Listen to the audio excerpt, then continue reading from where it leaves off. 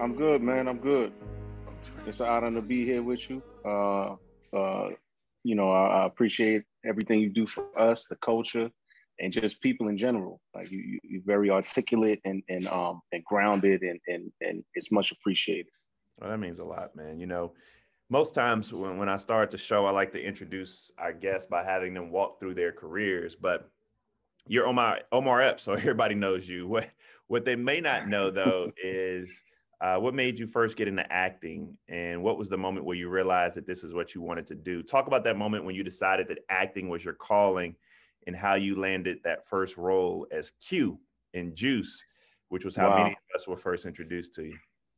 Well, it's a couple of moments for me. It was first of all, my mom was an educator growing up in New York City, and she was an English teacher at first. I mean, she ended up being superintendent and all that stuff. But so I've read a lot in my life, and I was really into the literary world. So I've been writing poetry my whole life, and then that kind of went into writing raps, which is poetry. And then the acting sort of became an extension of that, because I started writing these stories. I didn't know how to write yet. I just was, having these creative visions and stuff like that. And acting became an extension of that.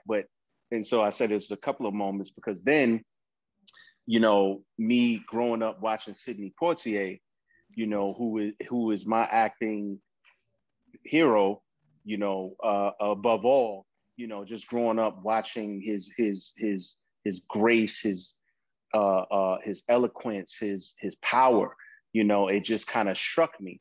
And then in junior high school, I got the opportunity to try to, we were auditioning for roles in the high school play the junior high school play we were doing, Grease.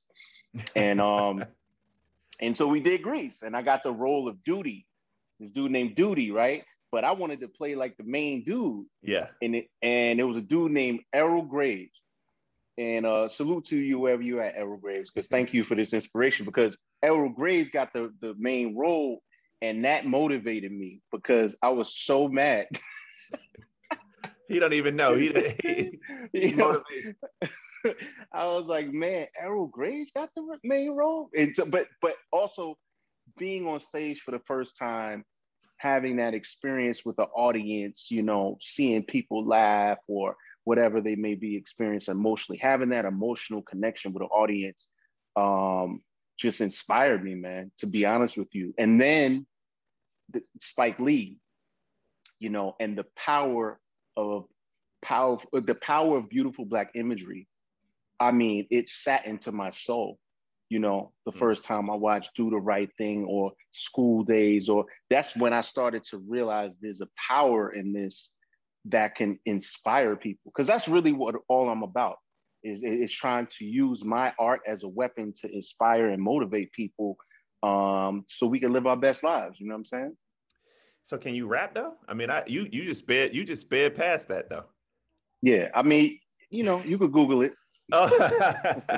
You could Google it. I just had a joint out with K Slade. It's called 110.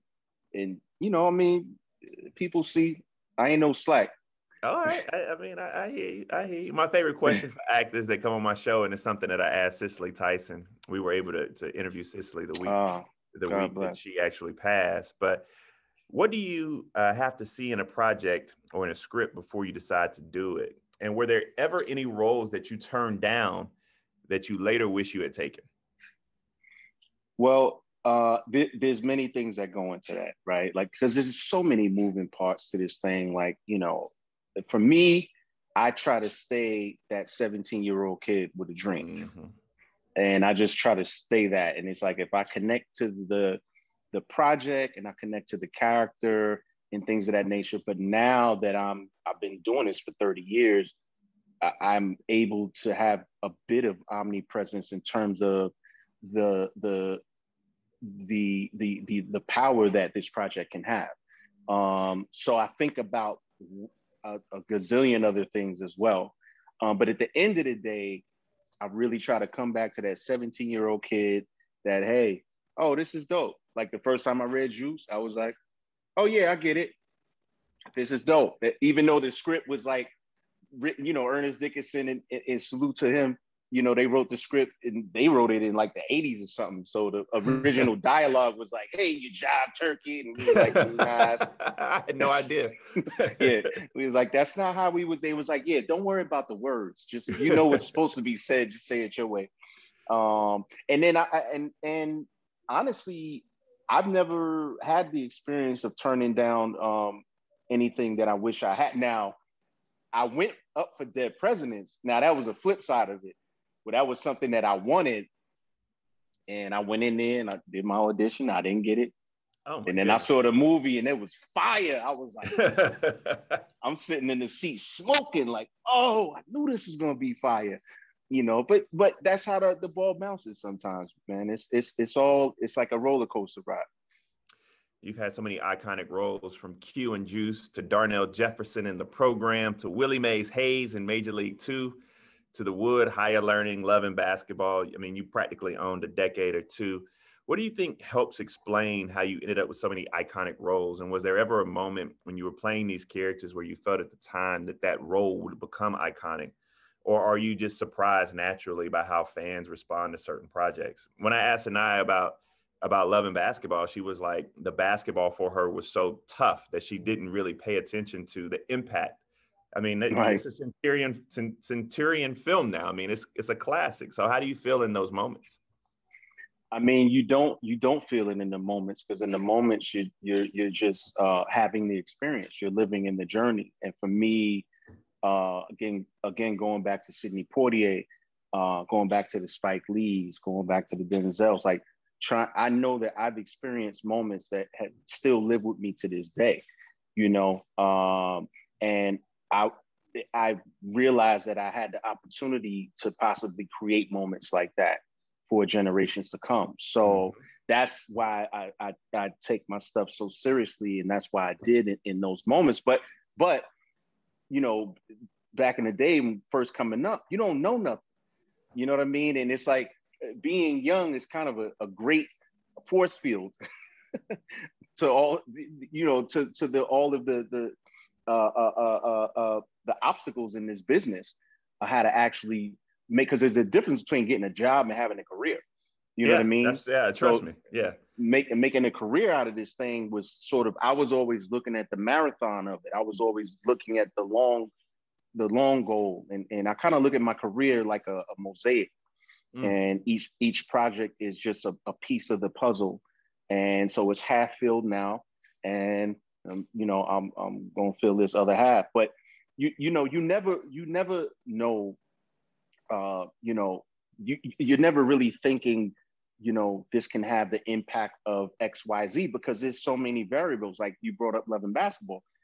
When we made Love and Basketball, at the time, it had a good response and things like that, but they weren't talking about it back then how they talk about it now.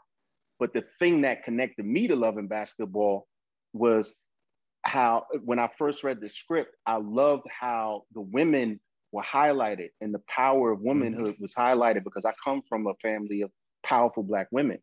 And I love that spin that that final image is, oh, he's supporting her. Correct. He didn't make it, and now they have the kid, and I connected to that, even though at the time I didn't have kids. That's why it's lasting too, though. I mean, that's why that skill is so lasting. Exactly. So, I mean, but there are two things I want to ask that you brought up. I mean, you really stretched yourself though in Major League too, because you showed a portion of yourself that you're not necessarily known for, but you played the hell out of that role. What made you want to take on what is not slapstick, but is a comedy that is still here with us today? It's all loyalty. That's all that was. So David Ward wrote and directed The Program, which was my second movie. He wrote and directed Major League 2. And then when we were doing The Program, I don't know what was going on his end or whatever, but he was like, yo, we about to do this sequel. Would you want to, play this role? And internally, I'm like, hell no, you can't follow Wesley Snipes. Like, Wesley's like a god to me. Like, what are you talking about? Yeah. And but out of my loyalty and respect for him, you know what I mean? I was just like, all right, well, let's figure it out. Let's take the journey and go on this ride. And, like I said, it's a roller coaster. Man, it paid. Hey, that was a good gamble. Now, but in one of the other things, how do you, I was talking to Jamie Hector about this, but how do you balance the time that we're in being a Black male in this industry and the images you portray? Like, for lack of a better term, I don't see Omar Epps doing a BAPS 2, right? Just right. That type of film. I mean, but do you feel that pull on your art and you having to portray or live up to what Black men should be? That's a great question. I don't personally feel a pull on my art, but it's all encompassing.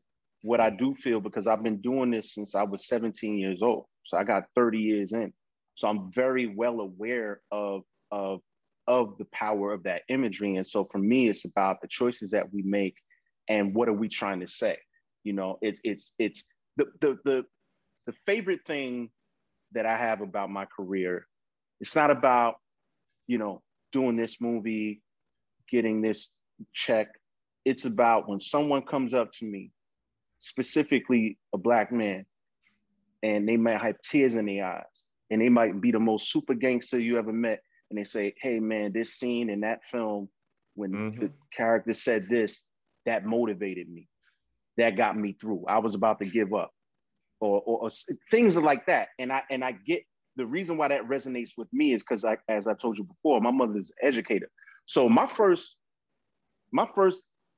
5 years in this business, I'm from New York, Brooklyn, born and raised. Most of the people that came up to me was talking about my mother. Yeah. Yeah, Bonnie is. You such and such son. Principal. Yeah. Such and such son. Yo, tell her Bakari said what's up. Yeah. Like, and if it wasn't for when she told me this in this moment, I wouldn't be here. But I'm okay now. Like, I got a job now. I'm doing this now. I'm raising my family now. Things that power has always resonated and permeated in my spirit. And again, I come back to using that phrase, art is a weapon, because it is. Because when you study all of ancient culture, the way that the world has progressed has consistently been through art. It's been through thought. It's been through that imagery, like, oh, never thought about it from that perspective. Never thought about it from that perspective. And this is how we get to learn each other as human beings and as a culture in general. Brings me to what we're to talk about today. You're the newest role, your newest role as a part of the Power family as Howard on Power Book 3. Tell me, what is this about and who is Howard? What's Raising Kanan about and who is Howard? Well, Raising Kanan is super dope. It's basically the origin story of Kanan. So if they are Power fans and they watch the original Power, the monster and the brute that Kanan was as a character. This story is an exploration of the innocent teenager that he once was. Like, we all have a story. We all have a journey. We all have a beginning. And it's like this kid who's growing up in this single parent household who's just trying to figure it out. Is an awkward, goofy ass teenager. Like, we all were that, at a point.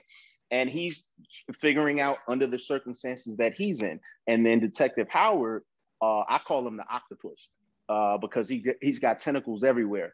And so, this is a guy so the show takes place in the 90s, but he's from two, generations before. So, everything that you see happening that's cool in the show, he's unfamiliar with. He's like a Marvin Gaye, Al Green guy. It's like, what's all this hippity? He's an old head. Yeah, he's an old head. But he's from the streets. But at the same time, he's NYPD detective. But he's a master manipulator, and his whole intent is to manipulate everything to his own benefit. And then, as people watch, tune in on Stars. But his power gets ripped away from him in the first season, and he has to figure out how to get that back. What's it about this role as Howard in Power Book 3 that attracted you to do this project? What jumped off the screen or the page to you? Well, what jumped off the page to me was like the first time Sasha Penn and I had a conversation. Sasha Penn's our showrunner, created the show, and he just kind of ran down his vision. of what he was trying to do and what he was trying to capture. And I thought it was profound. I thought, to have this perspective from this character's outlook, especially being a Black man, being NYPD, when all of those things started to sort of compound on top of each other about where we're at right now, I was just like, man, the timing is right for something like this to explore specifically from that point of view. And then also, obviously the opportunity to work with Courtney Kemp, who I think is brilliant, obviously 50, genius, and just all the pieces started to fall in place. And, so I was like, all right, let's go do this thing. Is there any pressure jumping into a series that's been ongoing? It already has a dedicated viewership and a fan base. Is there any added pressure just entering into this fray where people, they know who you are, but still, they got their own thing going? Yeah, if you take it like that, for me, it was no pressure because this Raising Kanan is its own show within the Power universe, but it's its own thing. And it's just such an interesting take on, how, the human journey, right? Like Kanan in Power was such it was just such an extreme character. Mm-hmm. That the notion of like, well, who was he as a kid? Like, who was he around? What was his family? Like, how did he end up like this? Yeah, exactly. Like, that was so interesting to me that I think it creates its own universe within that. And then the opportunity to dance with Patina Miller, man, like when you talk about a force of nature as an actress, man, she is incredible. She plays Rock, which is Kanan's mother. Yeah. How much of Raising Kanan is a reflection of one of its creators in 50? And how much fun is it to do a project that's connected to such a unique entertainment figure in New York City? Who is a legend. One of the greatest rap albums of all time was Get Rich or Die Trying. How was it to work with 50, somebody who is now, and he learned he couldn't, he is an actor, but he's now in your world. Every actor, every rapper wants to be an actor, right? Like, or a basketball player, but now he's in your world. And a lot of actors want to be rappers. But 50, listen, man, 50's a genius, man. And I'm so proud of that brother, not because of his material success, but because of his evolution as a human being. Yeah. And he's been through so much. And when you sit down with this brother and you talk to him, he's so smart, and it's off the charts. It kind of reminds me of like how Tupac was. He was just so smart, about the world and history and things and the way that we perceive things. And so, Raising Kanan is kind of slightly an ode to his upbringing. Mm-hmm. His familial circumstances were rough, and they were unique, but it was what it was, and he figured out a way to make it through. And so we're kind of trying to tell that story of how Kanan made it through. The end, but this is the beginning. And I guess you see where he kind of veered off a little bit. You see how it all happened. Yeah. That's an understatement. Yeah. I know you said Stars. Tell them more. You can watch Power Book 3 on Stars, right? Yeah, it's on Stars. Stars Play for the international crowd. Yeah, man, we outside.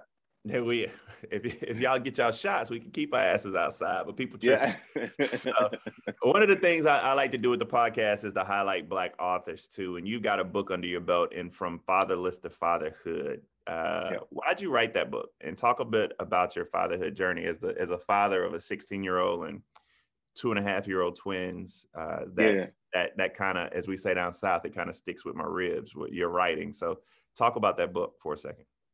Yeah. So my kids, I got a 22-year-old, 17-year-old, 13-year-old. You got grown, you got adults over there. Yeah, it's a whole thing, man. I'm not ready for it yet. My 17-year-old is about to go for her driving test. Let's not get into that. I'll start crying and punching the wall at the same time. And wait till you get that wait till you get that insurance bill, man. You're gonna be like, what in the world? Yeah, I know from the oldest one. But what inspired me to write that book was my son. Honestly, he's my youngest child, and I grew up without a father. I didn't know my father. And when my son was like 2, I was working and, doing my normal thing. And I came in the house one day and, my wife was like, I turn on CNN, give me a little glass of wine. I'm trying to unwind, and, she said, hey, he's still up. He's up in the room and stuff like that. And I'm like, yeah, I'll get up there and then whatever. And she kind of got aggravated. And I got aggravated at her getting aggravated. Like, and I thought in my head, at least I'm here. Yeah. And that thought reverberated through it just echoed in my mind for like, 2 weeks, like with this, because obviously I love my son to pieces. I love all my kids to pieces, like, and I was just like, man, where does that come from?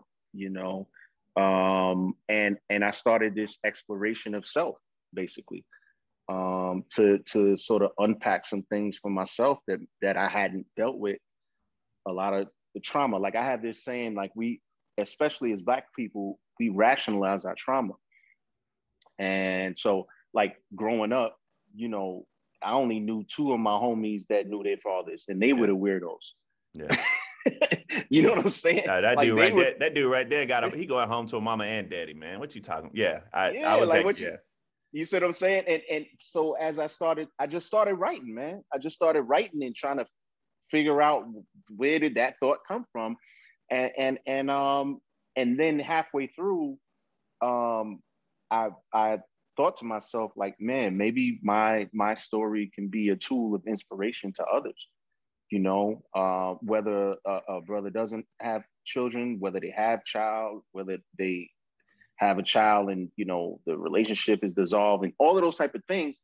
But I was just like, all right, well, I'm gonna just continue down this path and express myself because I went through it. I lived it and I know what I feel. And I know there's a lot of brothers that feel the way that I feel or have felt these emotions and things like that. So I tried to do it as best I could. And I'm proud because what I found was it really, at least when I was able to speak about the book, it opened up a bigger conversation in the culture. And especially with us, we've been through so much as a people, and our family structure has been through so much as a people. Correct. It's been under attack for hundreds of years that as men now, we're kind of like hesitant to, take the reins and at least take our own place, at least stand on our own square. And it when I went around promoting the book, man, people they would shed tears and like conversations would open up about so many things. It's powerful. It's necessary too. I mean, because there's certain emotional aspects of being a Black man that we don't share or open up about. And fatherhood is something that we have to unpack. And that's why your book was so valuable, I think, to the experience. Thank you, man. Thank you. I really appreciate that. And that's all I could ever ask for is again, trying to ride off of the coattails of my mother, that there's some kid comes up to me in 10 years and say, hey, man, I read your book and it helped me do this with my kids. But I mean, if you read your book, then you also understand why you did so well in Juice and some of these other films where you had to play these complicated emotional figures. Yeah. I mean, because we're not monolithic creatures. We're not. We've been through a lot, man. We've been through a lot, and we're still going through a lot, and we deal with a lot. And I don't want to even necessarily, like, I have to speak to my tribe first. Yeah. But this is what was beautiful about, like, when I was promoting my book, man, there were people from all walks of life, older, younger, white, Black, Asian. It didn't matter. Like, people have been through this familial sort of void, when they don't have a father in their life, and so it really it really just showed how humanity is that connective tissue of us as beings, and it's about having empathy and compassion and trying to have understanding. And so then you get into deeper conversations about how certain things are set up for certain people to experience and so forth and so on. Now, you're way more of a scholar in that type of stuff than I am. But I'm saying it rolls over into those conversations. Correct. And I think that where we're at is really about the bigger question is like, well, what are we doing? Like, why, when you say, why are we here? We're here to live a great life and have a great existence and to uplift one another, in the ways that we can, you know what I mean? And it's about positive energy. It's not about negative energy. So, I hope that when it's all said and done, my book is that piece, in the mosaic that I spoke about, that is my career. And I mean, it's a powerful piece. I hope more people go pick it up. Let me ask you this last question before I let you go. But what's next for Omar Epps? I mean, what do you have on the horizon? Any directorial things coming up? Any other books coming up? It's big screen movies. Man. What's going on? Man, a little bit of everything. So I'm working on my next book, which is actually a young adult sci-fi fiction piece. That's going to be a 3-parter. I'm working on that right now. That's what I was working on in the pandemic when we were shut down. Sci-fi, Black folk in sci-fi. People don't know that there are more Black folk interested in sci-fi than they give us credit for. Yeah, man. Yeah, I've been sitting on this concept for about 12, 13 years. And, hey, we got shut down and something spoke to my spirit and said, it's time to work on this. I'm gonna take an edible and read your sci-fi and see what happens. See if I can go there.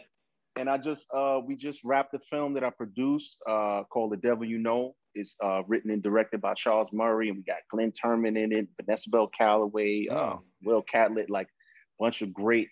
The cast is incredible. So we just completed that, and then just writing, man, just writing, producing. Got a bunch of projects, set up in different places, but. Raising Canaan is what it is right now. The Raising Canaan. Everybody go watch Stars, watch Raising Canaan, support Black folk doing their art so we can see more of it, man. Thank you, Omar Epps, for joining the Bakari Sellers Podcast, man. It's been a pleasure. I appreciate you, brother. Thank you. All right, man. Be safe. Thank you. Keep doing your thing, man. Yeah, keep me in your prayers, certainly. No doubt.